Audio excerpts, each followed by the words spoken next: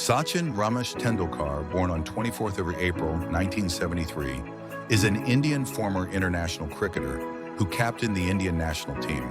He is widely regarded as one of the greatest cricketers of all time and is the holder of several world records, including being the all-time highest run scorer in both ODI and Test cricket, receiving the most Player of the Match awards in international cricket, and being the only batsman to score 100 international centuries.